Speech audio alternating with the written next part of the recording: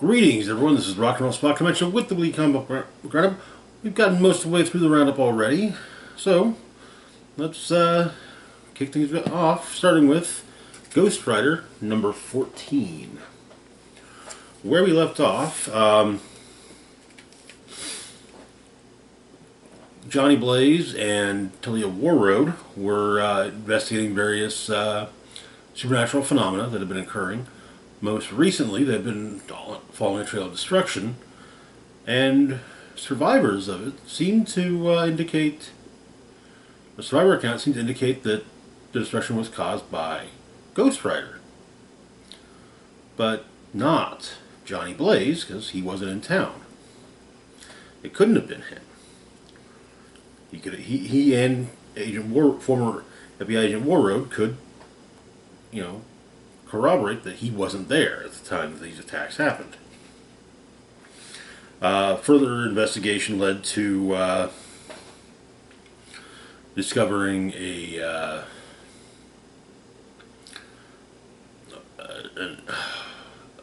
energy signature which appeared to be infernal, and so turning into Ghost Rider, Johnny kind of sent one back on the same wavelength, but it seemed to fry a good amount of stuff in the area. So the issue kind of goes back and forth between a period of 4 months ago and now in Infernal Labs, with Danny Ketch being experimented upon by the doctors working at Infernal Labs. Apparently, it turns out that our primary doctor has a suit of armor that she needs to power up. Now, Johnny wakes up in a hotel room with, or is woken up in a hotel room by former agent Warroad, who he's been out for 3 days, and he pretty much shot cell service and or communications in a 200-mile area for the past few days. And realizing that Danny is potentially involved, Johnny gets he realizes while taking a shower. You know how shower thoughts are. You kind of realize those little things. But so he joins them in the shower, making the nature of their relationship fairly explicitly clear. In Infernal Labs 3 months ago, Danny asks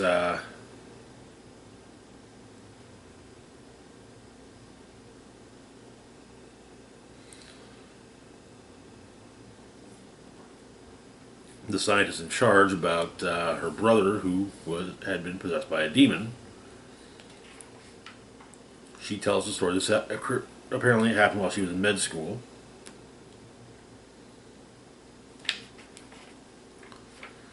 And led to her changing her focus from being an oncologist to the science of demonology. Danny points out that while she claims to be helping, Infernal Labs claims to be helping him, he's curious to who's helping her, because it seems like she's got a lot of unresolved stuff going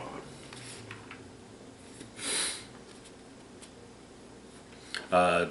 While Johnny was out, Talia got him a bike. And they're heading towards Infernal Labs, as it does seem that Talia's managed to trace the signal back, and the FBI is contracting with them and sending Ghost Rider out, or having them send their rider out when necessary, with a helmet reminiscent of the control helmets utilized by the Weapon X project slapped onto his flaming skull. We see He took out a bunch of vampires in Alaska a month ago. 2 weeks ago was Savannah. A week ago, South Carolina. Now, Johnny and Talia are breaking into the lab, and the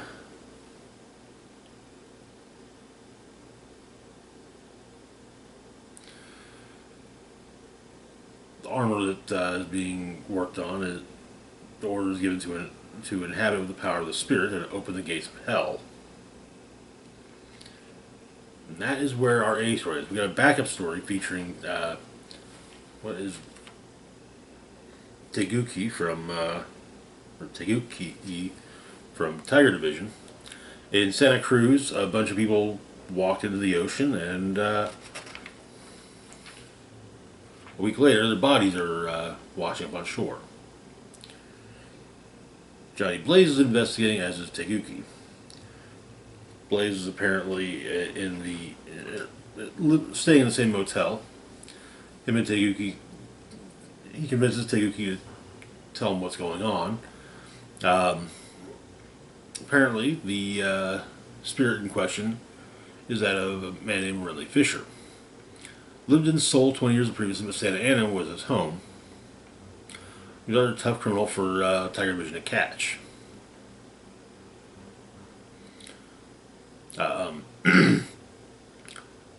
Fisher was he got a med school, a little too fond of cutting people open. Worked for black market dealers in Seoul, providing human organs, which they would sell. He did all this on a boat, never in the same place twice. Teguki tracked him down after a long list of victims, was able to save one of the two, but the boat he was on sunk. Ghost Rider and Teguki go after Fisher. Fisher's spirit manages to possess Teguki, who attacks Ghost Rider, but Ghost Rider manages to free Fisher and then sends Fisher's spirit back to hell, though he's racked up another victim. Which doesn't sit well with Teguki, but Johnny reminds him that the kicker about being a superhero, despite all the good they do, they'll always carry the failures in their hearts, and that is where the issue ends. The the A story is definitely trucking along to some interesting places. I guess after next month's issue, we'll have a conclusion, which will then lead into the Ghost Rider Wolverine crossover. Beast stories. I'm liking these the Beast stories that Marvel's putting in their books this month so far. Like I said, I think I said this in the first video for this week's roundup. I think these the Beast stories they're doing are Asian and Pacific Islander based. Given the nature of the focal the guest star characters, makes sense at least. Moving on though to our next book, we've got Cosmic Ghost Rider number 3. Where we left off, Valkyrie had tracked down Cosmic Ghost Rider, and on another planet, Frank Castle, Cosmic Ghost Rider was facing off against a bounty hunter who was tracking down Cosmic Ghost Rider. The bounty hunter, in this case, was hired by the Shi'ar Empire.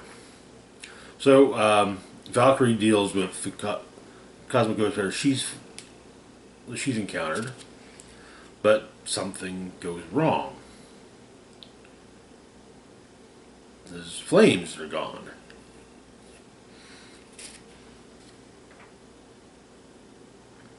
Meanwhile, Starstalker is working over Frank, but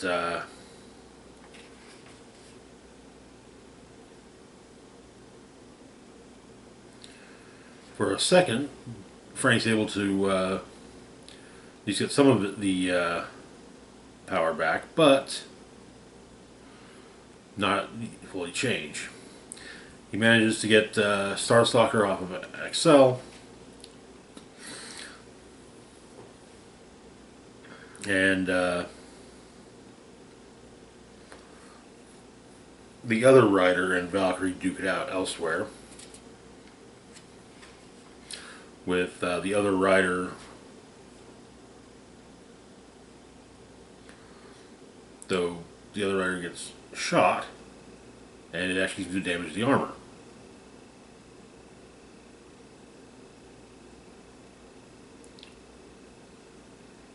But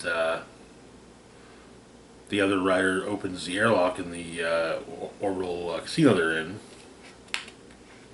throws himself out in space, as well as Valkyrie and the priest who's coming to kill.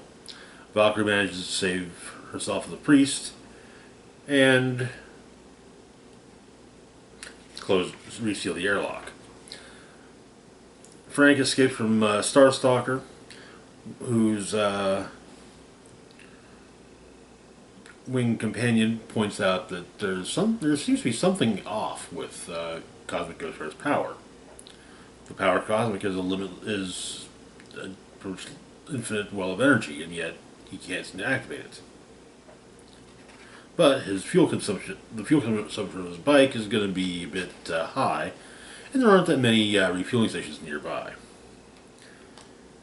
Frank, having used every bit of energy he can muster to get his bike to the nearest one, ends up at fueling station X987, which seems to be rather abandoned and is promptly attacked by Valkyrie. But the priest points out that that Frank isn't the one that just tried to kill Valkyrie.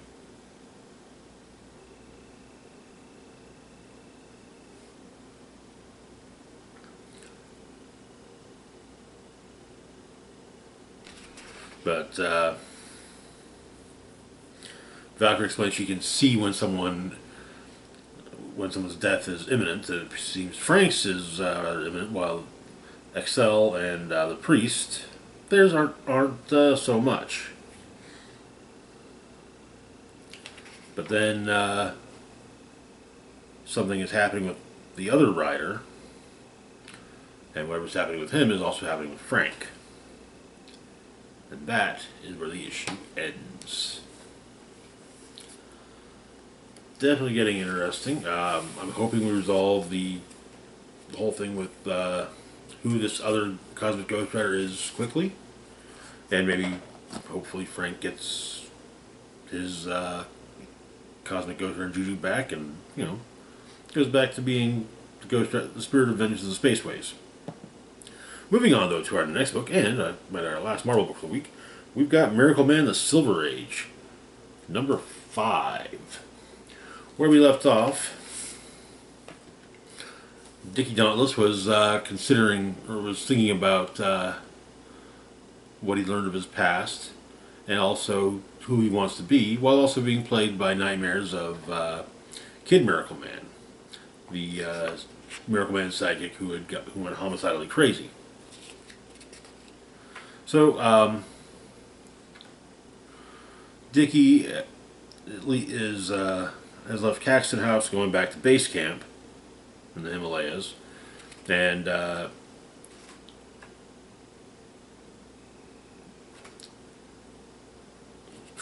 traveling towards London with Metamaid and Deadlock, having to make a few stops here and there, and Dickie getting to see more of the world. Upon their arrival in London, Metamaid explains that she was planning to, when she asked Deadlock for a ride, it was, not she was planning on continuing to travel with him. She was planning to stay with Dickie, and so he's continuing to look into what he knows of his past, but it seems all the records regarding it have been destroyed.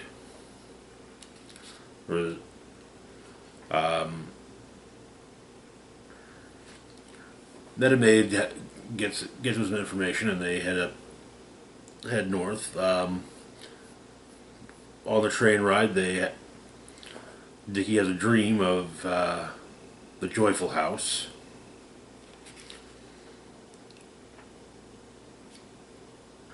And they find the local archive,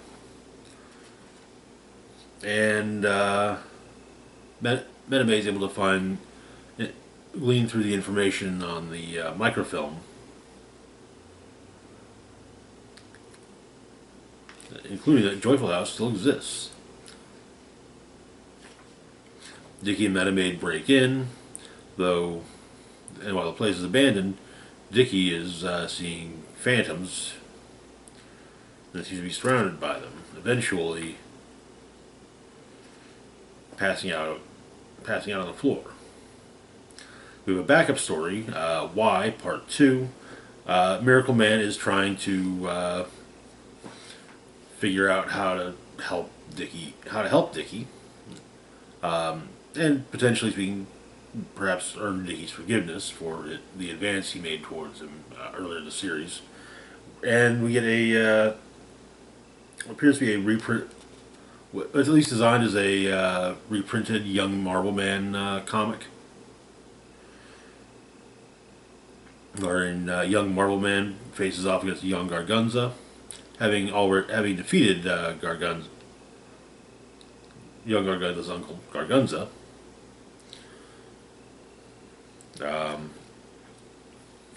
But young Gargunza tries to take young Marbleman's powers, but and realizing he's going to need some help from his uncle's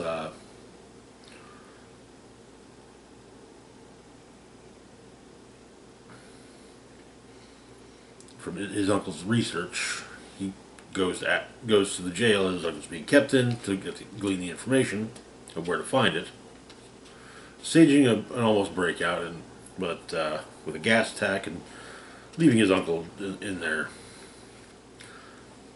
Young Marbleman, while young Gargunza manages to escape, young Marbleman gets a recording of a monkey's brain, switches it out with a recording of his own brain, and young Gargunza turns himself into a chimpanzee. Is probably defeated and tied up by young Marbleman.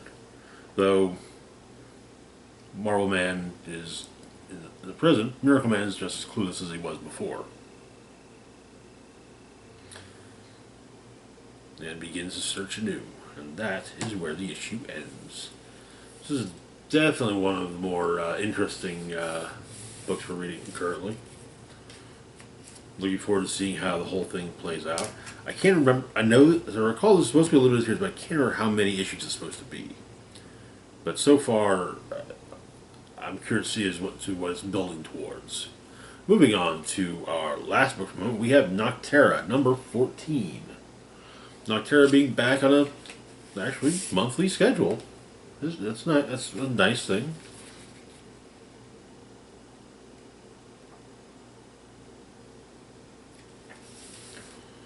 Where we left off, Sundog Convoy made it to Eos, and we were having flashbacks to 13 years previously, where Emery met his mother.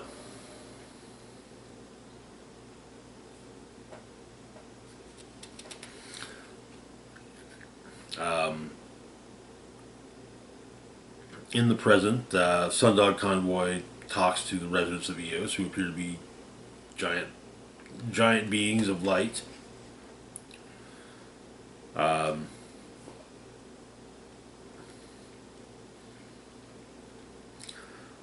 Bailey explains that she had her grandfather's journal, and that he wanted to spread Lux across the earth, not just in Eos.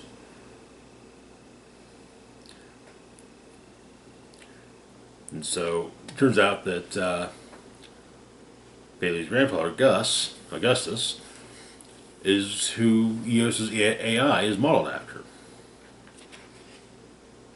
Emery's meeting with his mother. He finds out that the night he was left in the middle of the road,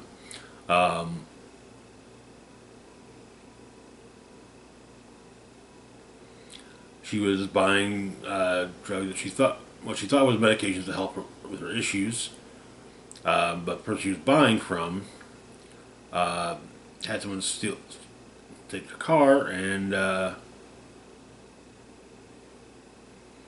had someone steal her car, and presumably Emery was crying when this happened, and so was left on the highway. But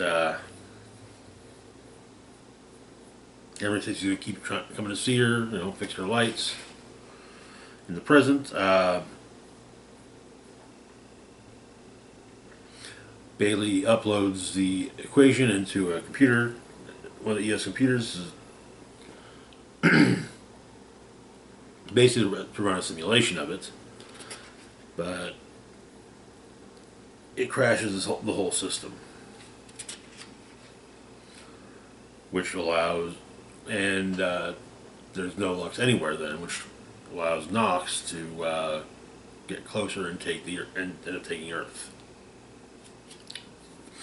Gus explains that there's always been a balance between light and darkness, but eventually darkness always comes back. Planets bathed in light for centuries, one by one, have gone dark. The residents of Eos, however, have explained their position, and they give Senate Convoy one chance: stay and join them, or die. And during the flashback, Emery returns to fix the lights of his mother's house, and finds the house deserted.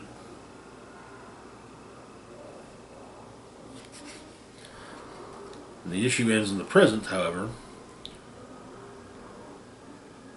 with Blacktop Bill having stowed away on the bottom of one of the trucks as it entered Eos.